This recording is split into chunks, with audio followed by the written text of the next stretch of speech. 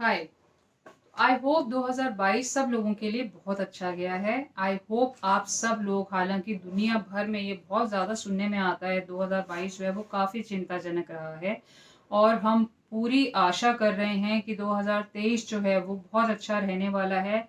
उसका एक रीज़न ये भी है कि हम सबकी मनोस्थिति को, हम सबकी पर्सनैलिटीज़ को और सबकी सिचुएशन को, फाइनेंशियल और फैमिली सिचुएशन को कुछ ग्रह बहुत ज़्यादा अफेक्ट करते हैं। कुछ प्लैनेट जो हैं, जैसे शनि हुए, गुरु हुए, जो बहुत स्लो मूविंग होते हैं, ये बहुत अफेक्ट करते हैं। तो इन की जो मूवमेंट हो रही है अब वो वैसे साइंस में हो रही है जहाँ पे इतना ज़्यादा hard work without any gain नहीं होने वाला है, स्पेशली शनि के लिए। तो इससे पहले कि हम आज आगे बढ़ें, इंडिविजुअल राशिज के भविष्य फल के बारे में बात करें, मैं आपसे रिक्वेस्ट करूंगी कि आपने अगर अभी तक मेरे चैनल को सब्सक्राइब नहीं किया है तो प्लीज़ इसे सब्सक्राइब करें। Also if you have any feedback, अगर आपके कोई कमेंट्स हैं तो फीडबैक सेक्शन में ज़रूर उसको छोड़ें, जिससे कि मुझे समझ आए कि आप लोगों के लिए क्या और इम्प्रूवमेंट या क्या और एडिशनल इन्फॉर्मेशन जो है वो मैं प्रोवाइड कर सकती हूँ।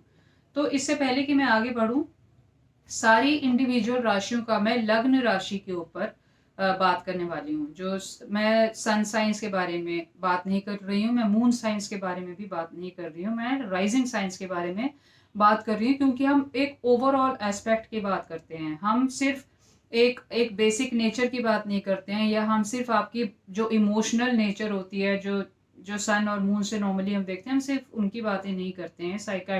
साइकोलॉजिकल सॉरी, या इमोशनल, या सिर्फ फिजिकल, हम पूरा एक ओवरऑल एस्पेक्ट जब भी बात करते हैं उसके बारे में, तो हम हमेशा लग्न राशि से बात करते हैं।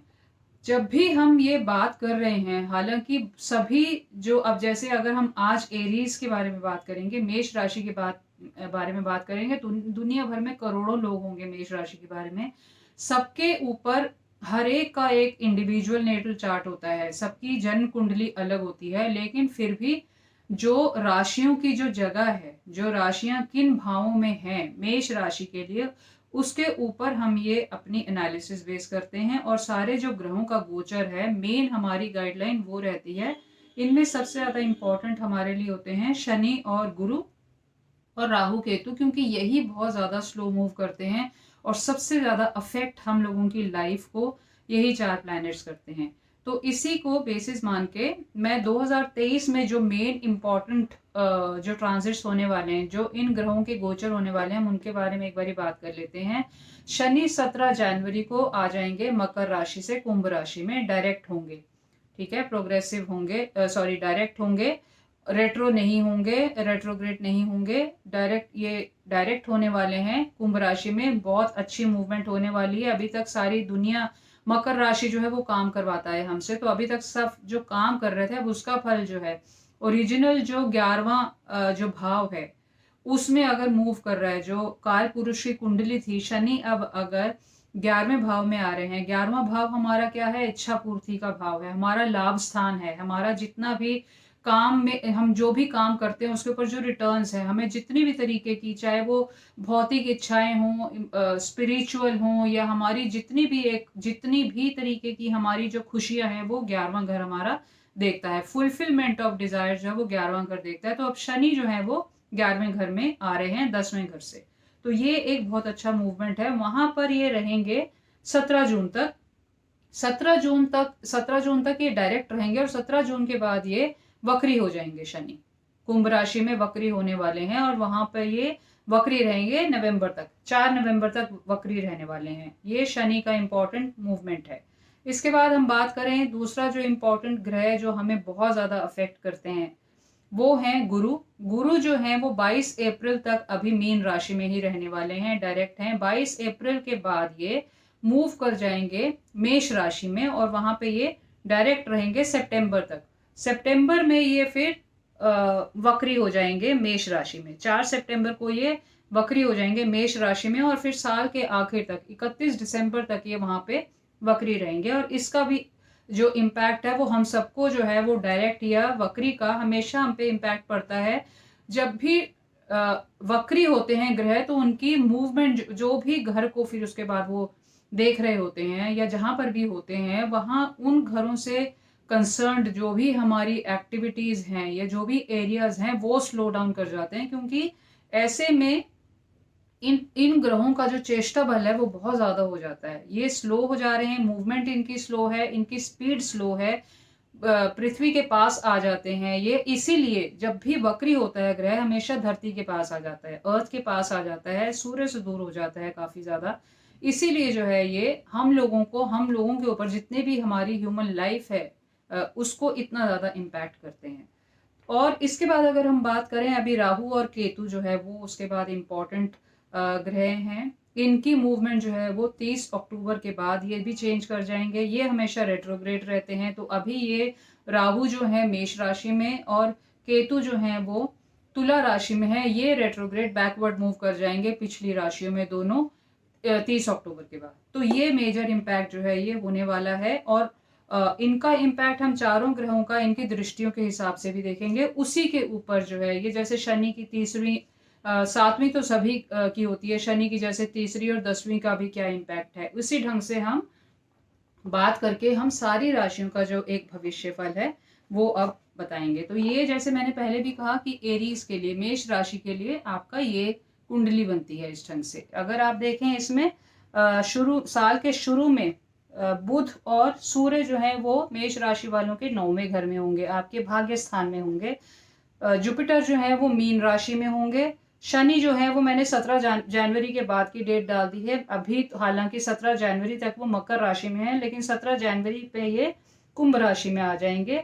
ये सारे ग्रहों की स्थिति मैं बता रही हूँ। 7वें घर में केतु हैं और यहाँ पर राहु होंगे।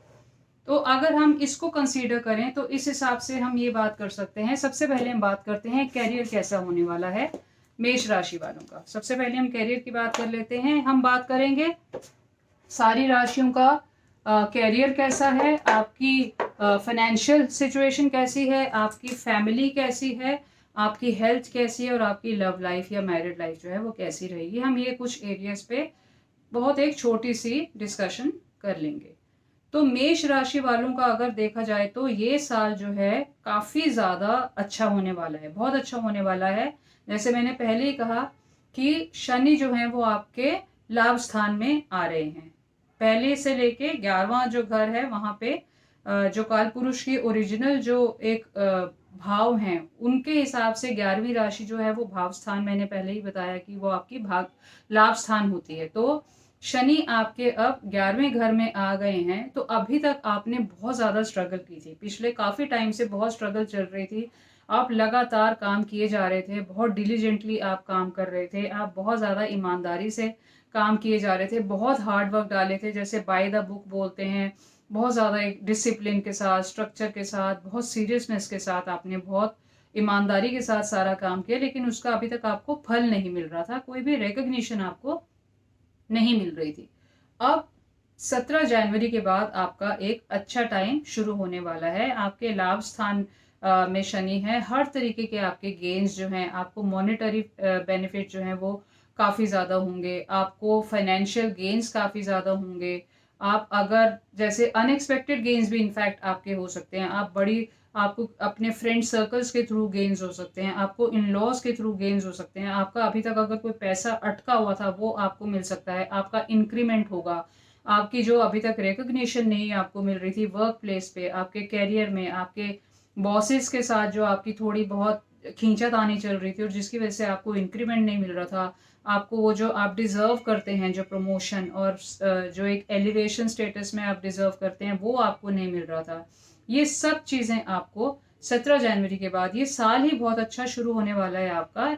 एक और छोटी सी बात मैं अभी बस ये पॉइंट आउट कर दूं कि इस साल में ज्यादातर शनि और बुध जो है, सॉरी सूर्य और बुध जो है वो जैसे अभी शुरू के करीब 1-1.5 महीने जो है वो एक बुधादित्य योग बनाकर रह रहे हैं, वो 10-15 दिन का इधर उधर फर्क होगा, लेकिन उसके बाद ही फिर से करीब 20-25 दिन जो है ये इकट्ठे हैं आपके लिए। अभी ये शुरू में करीब फरवरी का अगर हम या जनवरी एंड तक अगर हम बात करें, शुरू का 1 महीने में ये बुधादित्य योग आपके भाग्य स्थान में बना रहे हैं। तो बहुत अच्छा टाइम आपका, शुरुआत ही बहुत अच्छे होने वाली है, आपका लक फैक्टर बहुत ज़्यादा स्ट्रांग होने वाला है। आप अगर जैसे बाहर ट्रैवल करने का सोच रहे थे, अपनी अगर स्टूडेंट हैं, आप अपनी एजुकेशन के लिए बाहर जाना चाह रहे थे, वो आपका अब अगर कुछ रुकावटें थी, जैसे वीज़ा में कुछ रुकावट थी या कोई भी प्रॉब्लम थी या आपका कुछ कंपटीशन अगर आप क्लियर नहीं कर पा रहे थे वो आपके क्लियर हो जाएंगे। आपका ट्रैवल की सारी अड़चनें निकल जाएंगी। आप अगर अपनी एजुकेशन के पर्पस के लिए बाहर जाना चाह रहे थे आप तो जा पाएंगे। आप अगर अपने प्रोफेशन के लिए कुछ बाहर आपकी पोस्टिंग होने वाली थी या आप किसी बाहर की किसी ऑर्गेनाइजेशन के साथ काम करना चाह रहे थे वो सब आपका इस टाइम पे हो जाएगा। तो कैरियर के हिसाब से मेष राशि वालों के लिए बहुत ज़्यादा अच्छा टाइम है। और अगर हम बात करें आपकी एक जैसे कंफर्ट्स वगैरह, आप अपने घर के लिए सुख सुविधाओं के लिए काफ़ी ज़्यादा अब आप टाइम निकालेंगे और पैसा भी आप खर्च करेंगे। जैसे घर की अपग्रेडेशन वगैरह में जैसे होता है कि आप किसी बहुत टाइम से आपने कुछ सोचा हुआ होगा कि ये सामान खरीदना है या वो सामान खरीदना है घर के लिए, जो सुख सुविधाएं होती हैं हमारी भौतिक सुख सुविधाएं होती हैं। और अगर आप अभी पैसे की कमी की वजह से या किसी और रीज़न से आप नहीं कर पा रहे थे वो अब आप कर पाएंगे। हेल्थ के पॉइंट ऑफ व्यू से अगर हम देखें तो मेंटली आप थोड़े से अभी तक परेशान चल रहे थे। अब आपकी एक वो जो होता है कि रात की जैसे आपको रात को नींद नहीं आती थी ठीक से, अब आपकी वो रात की नींद की प्रॉब्लम जो है वो ठीक हो जाएगी। करीब अगर हम अप्रैल तक बात करें तो आपकी हेल्थ जो है वो गुरु के प्रोटेक्शन में है। आपका जो हेल्थ वाला जो घर है तो आपकी हेल्थ अप्रैल तक तो काफ़ी अच्छी रहेगी। आप अपनी फिटनेस के ऊपर काफ़ी ज़्यादा काम करेंगे इस साल में। अपनी पर्सनल ग्रूमिंग के ऊपर आप बहुत ज़्यादा काम करेंगे। जिम वगैरह आप ज्वाइन कर सकते हैं। आप योगा में काफ़ी ज़्यादा टाइम स्पेंड कर सकते हैं। ठीक है। आप इसके अलावा भी एक जैसे पर्सनल और इंटरनल कुछ काम होता है, आप अपनी दिमागी शांति के लिए कुछ कर सकते हैं। आप किसी वेलनेस स्पा वगैरह को ज्वाइन कर सकते हैं। मतलब आप अपनी फिजिकल बीइंग, अपनी मेंटल बीइंग के ऊपर काफ़ी काम करेंगे। अपनी पर्सनल ग्रूमिंग के ऊपर आप काफ़ी ज़्यादा काम करेंगे। और गुरु की जैसे मैंने कहा अप्रैल तक आपको गुरु गुरु की प्रोटेक्शन है तो आपकी हेल्थ वगैरह काफ़ी ठीक रहेगी। अप्रैल तक ही अगर आप वो कंपटीशन वगैरह की भी कुछ सोच रहे थे वो भी आपका काफ़ी ज़्यादा फायदा है। अप्रैल से लेके सितंबर तक कुछ टाइम तक आपकी हेल्थ में थोड़ा बहुत प्रॉब्लम हो सकता है, लेकिन उसके बाद जो है वो और थोड़ा बहुत आपको कुछ कॉलीग्स वगैरह के साथ भी प्रॉब्लम होने से कुछ मेंटल आपको डिस्टर्बेंस हो सकती है। थोड़ा बहुत आपको मेंटल स्ट्रेस हो सकता है, बट उसके बाद मोरलेस आपका टाइम जो है वो ठीक है। रोमांटिक लाइफ की अगर हम बात करें तो शुरू में कुछ 3-4 महीने जो है वो अच्छा टाइम है। अच्छा टाइम इस ढंग से है कि शनि की दृष्टि जो वहां पे पड़ रही है उसकी वजह से आपको बहुत ध्यान रखना पड़ेगा कि आपकी जो भी रिलेशनशिप है, जिसके साथ भी आप रिलेशनशिप में हैं, अगर आपकी रोमांटिक लाइफ जो है उसमें आपको बहुत ईमानदारी से, शनि का यही होता है कि अगर आप बिल्कुल अच्छे ढंग से काम कर रहे हैं, ठीक ढंग से काम कर रहे हैं तो आपको अच्छा फल मिलता है। जिस ढंग से आप काम करेंगे, अगर आपने कुछ गड़बड़ की, अगर आप चीटिंग कर रहे हैं रिलेशनशिप में फॉर एग्जाम्पल, तो आपको फिर उसका फल भी भुगतना पड़ेगा। तो अगर आप बिल्कुल सिंसेरिटी से, ईमानदारी से रिश्ता निभाते हैं तो अच्छा टाइम है। अप्रैल के बाद आपकी काफ़ी ज़्यादा इंप्रूवमेंट है अपनी रोमांटिक लाइफ में, क्योंकि वहां पे फिर गुरु की दृष्टि आपकी रोमांटिक लाइफ पे पड़ रही है।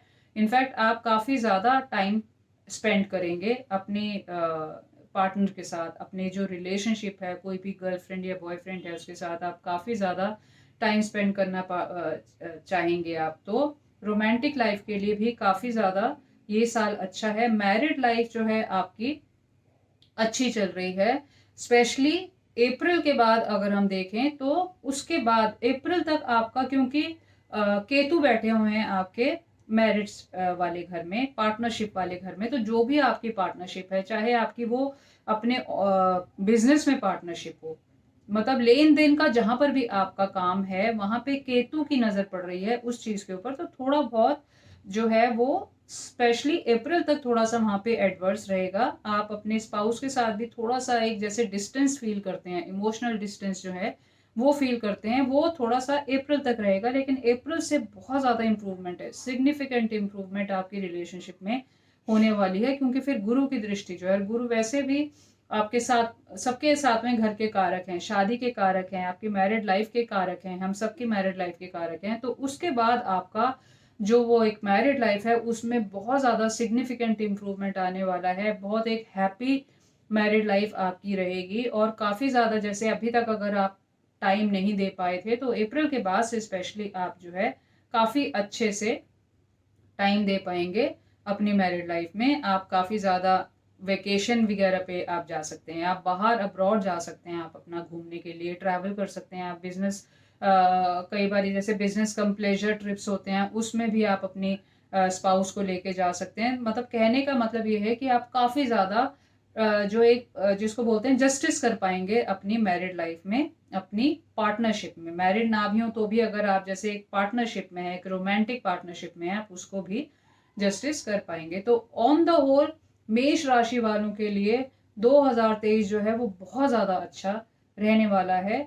आई होप आप जो है इस स्थिति से 2022 वाली जो हम सबकी थोड़ी सी स्थिति थी, थोड़ी सी एक नेगेटिव जो सभी के साथ कुछ ना कुछ रहा है 2022, जैसे मैंने शुरू में कहा, उस चीज़ से जल्दी निकलेंगे। अब आपको जल्दी ही अपना करियर में, अपने रोमांस में, अपनी हेल्थ में, हर चीज़ में आप देखेंगे बहुत ज़्यादा आपकी लाइफ जो है वो एकदम से टोटल आपका मान सकते हैं कि आप 180 डिग्रीज पे आप सीधा इधर से इस साइड पे आ जाएंगे। एक्सेलेंट साल आप लोगों के लिए होने वाला है।